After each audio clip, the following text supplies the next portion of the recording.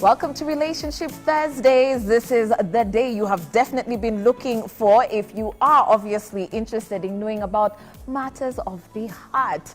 Well, we always have a great show lined up for you as far as K24 this morning is concerned, and we thank you for joining us. My name is Shiko Kaitani, sitting in for Paul Ngalambuvi for this one. Remember, you can catch us as at K24 TV or on our social media platforms, and of course our WhatsApp number at the bottom of your screen should you wish to contribute to our ongoing discussions.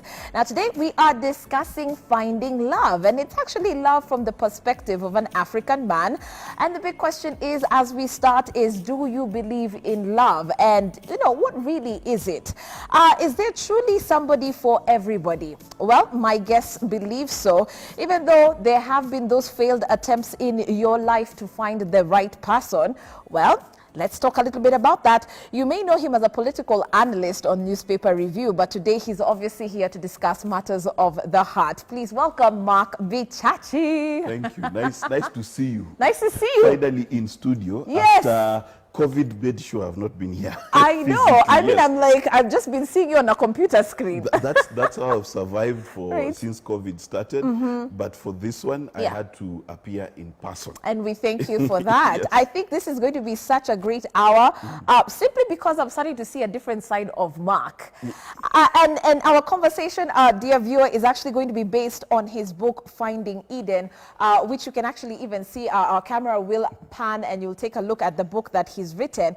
It really is a story about finding true love. So let's jump straight into it, Mark.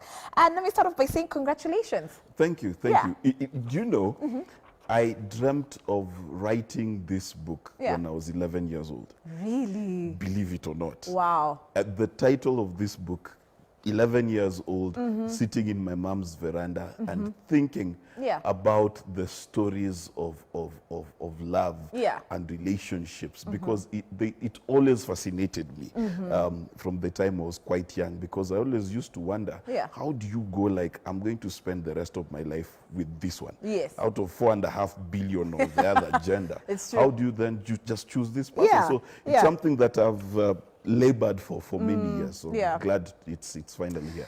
Well, the first thing that stuck out from your book is that you're very unapologetic about sharing your story, how you grew up, your experiences. It's all there in this book. And you have had quite the life. So there are two things. The two things. Number one, it's a novel. Yes. So it's loosely based on my life, and then exaggerated and things like that. But you're correct. Yeah. Now, the reason why I chose to write it from my perspective is because a lot of people find it very hard to tell their story. They find it very hard to relate. Yeah. So in the research for this book, I took, of course, many parts of my life. And then I remember at the time we sat down with a group of men, essentially. And they gave me how men talk, and it's war stories and things like that. And then I began to see that there is a common thread, there's a commonality to how humanity today experiences love, sexuality, romance, growing up, succeeding, marriage, failing at marriage. So this book encompasses all of that. And then with a nice sprinkling of religion, because as Kenyans, if you ask Kenyans whether we support something as bad as prostitution, they'll all say no. Yeah. But you wonder where all the people in K Street find their customers. It's true, because you wouldn't be there if it's not a working formula. Exactly. Okay. Yeah. So now, from what I gather also, just from the first chapters of this book, is that, finding your soulmate is not easy as we think. No, this is not like ordering dialer delivery and you'll get the perfect person. In fact, one of the biggest lies that we tell ourselves as we're growing up is that we will know love when we find it. If you're not competent at something, even if it hits you on the face on a Monday morning, you'll not recognize it. It takes a lot of heartache and learning how to have your heart broken and how to mend it for you to recognize true love when it hits you. A lot of people are incompetent in relationships. Right. And you can see it all the time in our youth when they get dumped and they kill someone. Yeah. Or I think it was yesterday or the other day when a man was burning his wife's car because he Wow. caught her cheating. Now, you see, a lot of us, that sounds normal. Yeah. But it's not. It means you're not prepared for the heartache, because the biggest reality of any relationship Yeah. is a month into that relationship, you look at Shiko and you're like, wait, Yeah.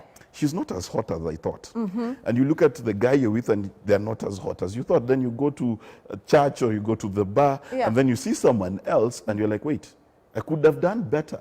And the realization that your true love is human. Right. And will find other things attractive and may slip, and you need to have the internal mechanisms to be able to cope with that heartache is Wow. critical. Yeah. So one of the exercises that one of my friends told me about is when you get married, can you imagine Yeah. that your spouse, you find your spouse red-handed, what is your reaction? Right. Because if you do not have the emotional wherewithal to handle that situation correctly, Right. you can end up dead.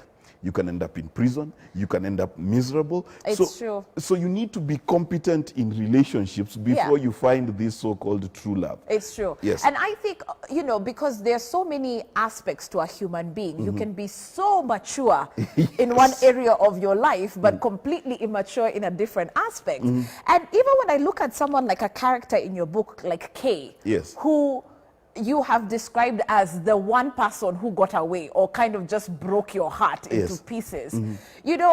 Being able to handle heartbreak is such a challenge for even someone who is as big as a CEO Yes. or an MD. Yes. I mean, you're doing so well in the office, but you cannot just walk around a heartbreak. Yep. You look at it this way. Yeah. If you go and look at all the celebrities we knew in the 90s, Yeah. and look at the ones who failed at life, most of them failed at relationships first. Yeah. Look at Mike Tyson. He had a fight the other day.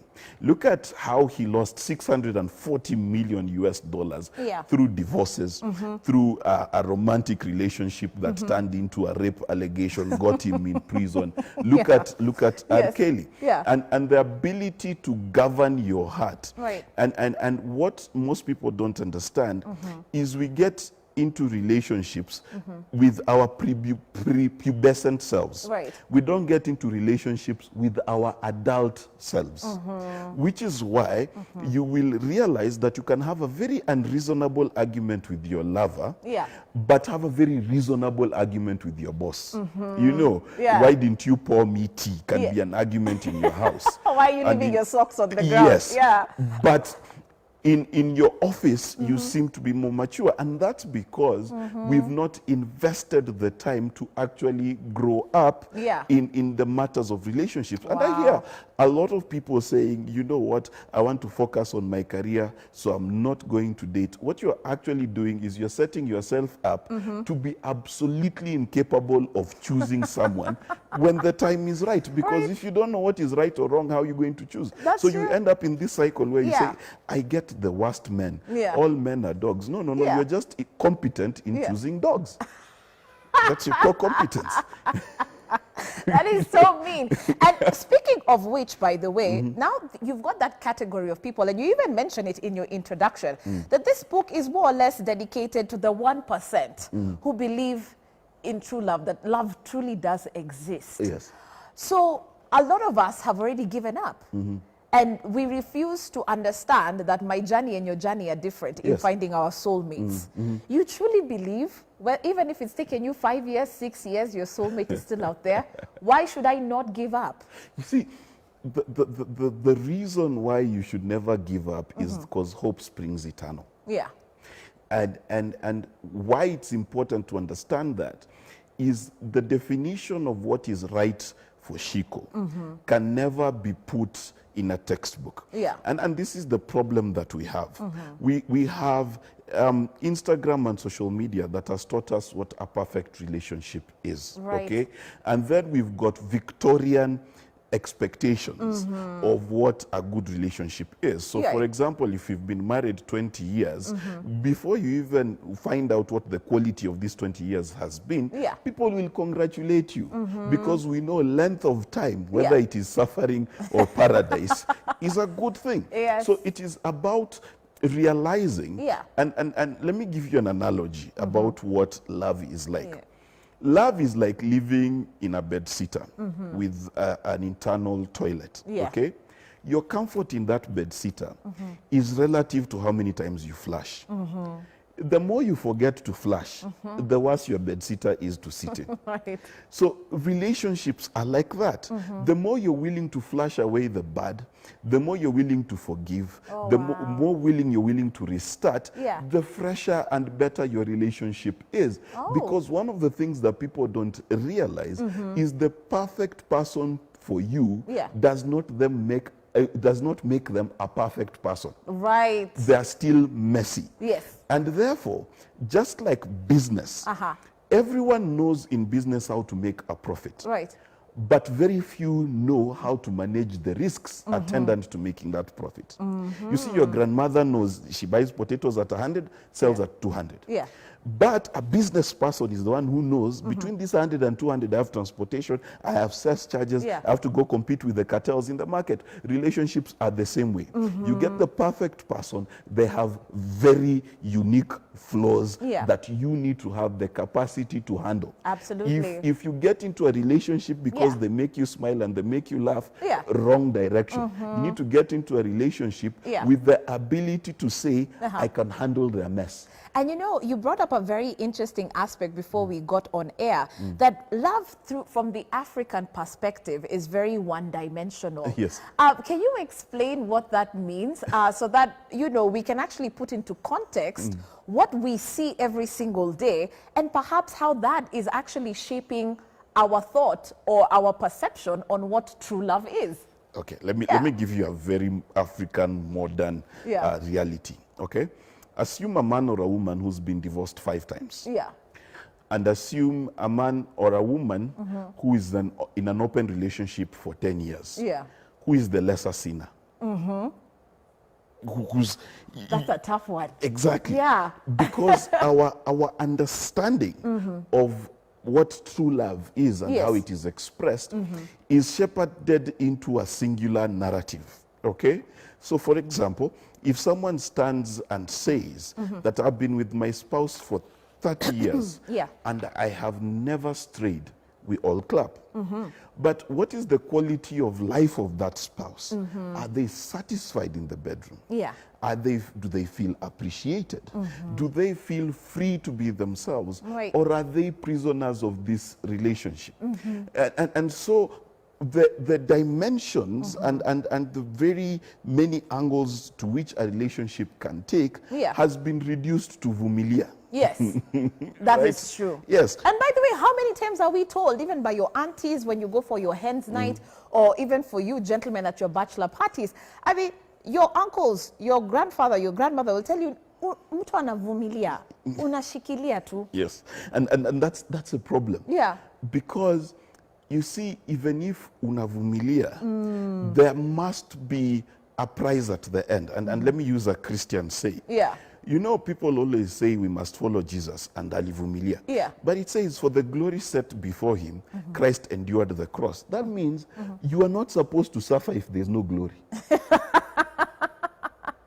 But wait, the reward is people clapping for you No. after 50 years. You eat claps.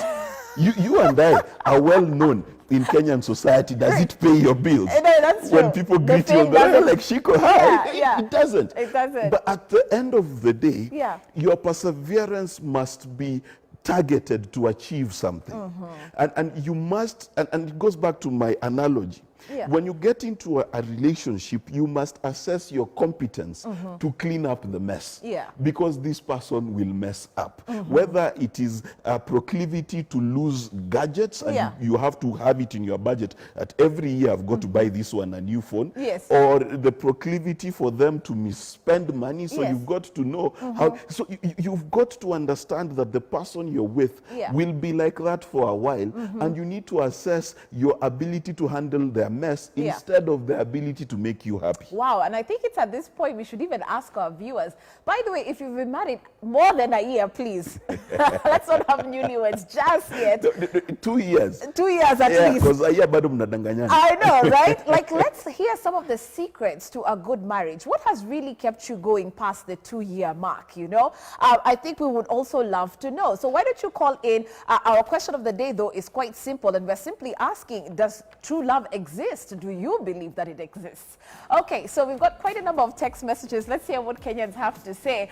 Hi, Shiko, or hi, guys. Show Ikoju in Rita Kisumu. You must love yourself first before you're able to love and receive love from others. Okay, all right, good point.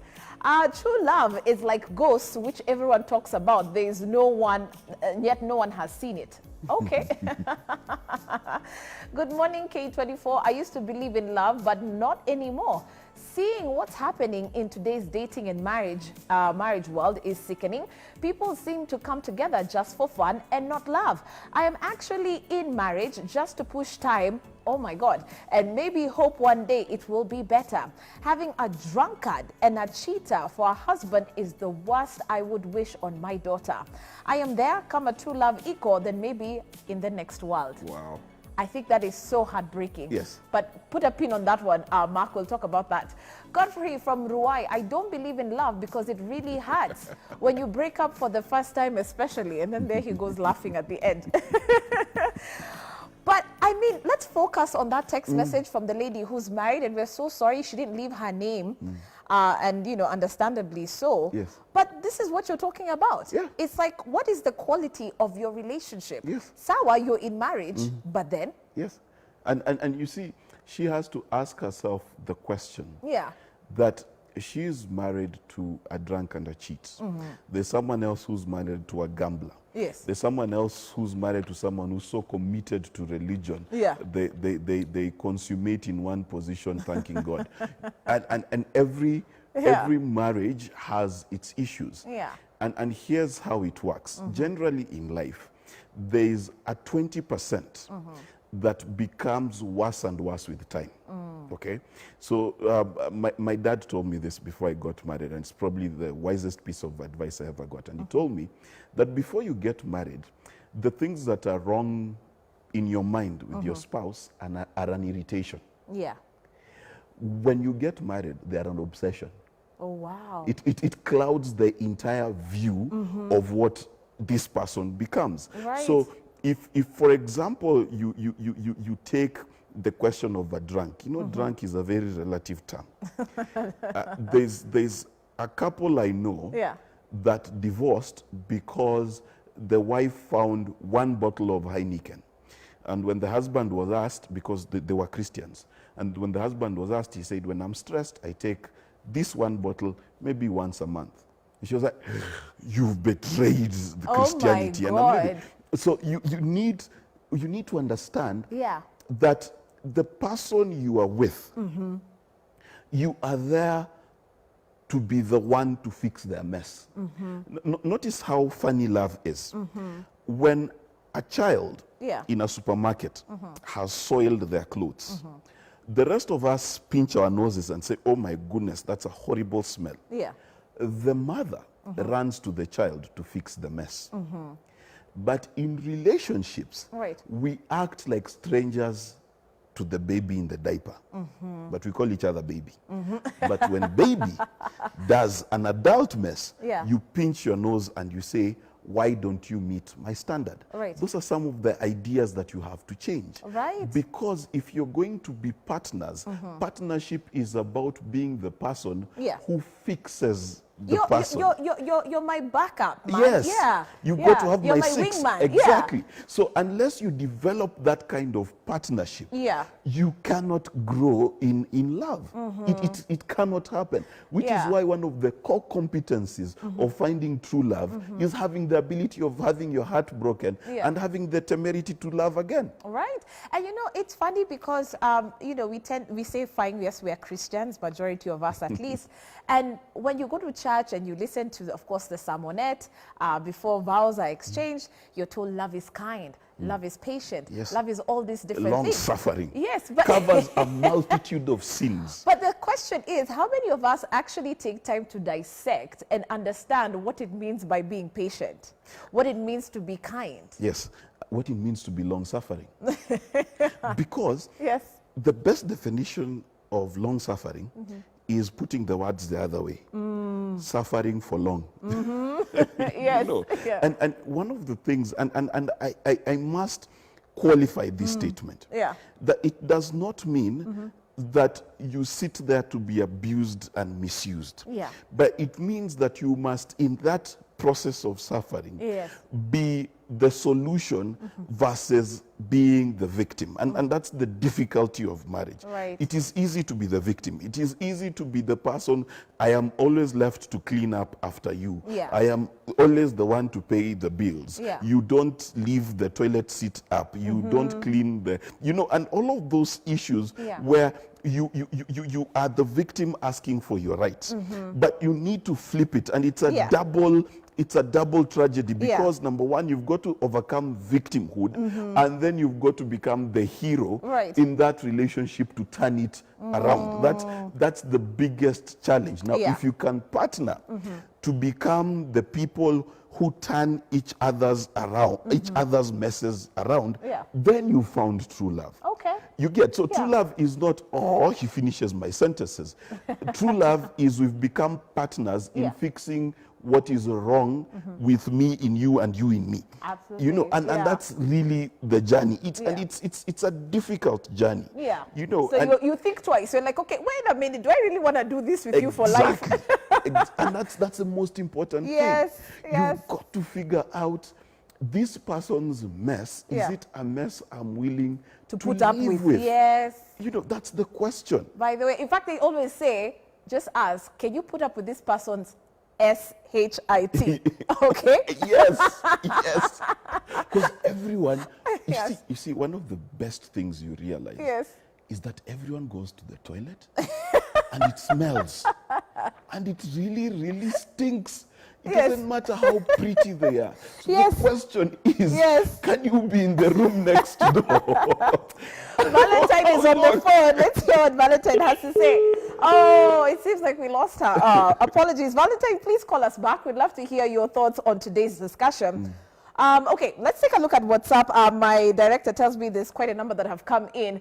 It seems like people are loving you, Mark. Currently, true love doesn't exist, Shiko. The boys and girls of today think a relationship should be an investment.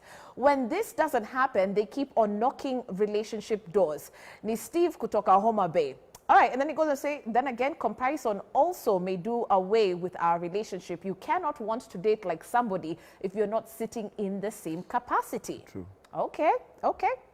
All right, true love is there. It's only a matter of accepting one another's flaws. Mapenzi ni kupendana sio kuvumiliana. George Nzoro from Rabai, Kilifi County. Love is a scam. True love doesn't exist. There is always someone, some stimulus attached to any relationship. Okay. Marriage is a good thing. It's a wonderful institution. Trust, love, and faithfulness are the key pillars of our marriage. It has taken us a long, long time. Above all, God has been Ebenezer. It's 3 years now. Teacher from Kericho. Okay. Thank you so much for that. I like how he says 3 years is a long time. Tells you what he's going through. But now look at people who seem to be stuck in a moment. Yes. And you're stuck in that heartbreak. Yes. I know this probably goes back to the point that you were speaking about, but why don't you address the individual who says love is a scam?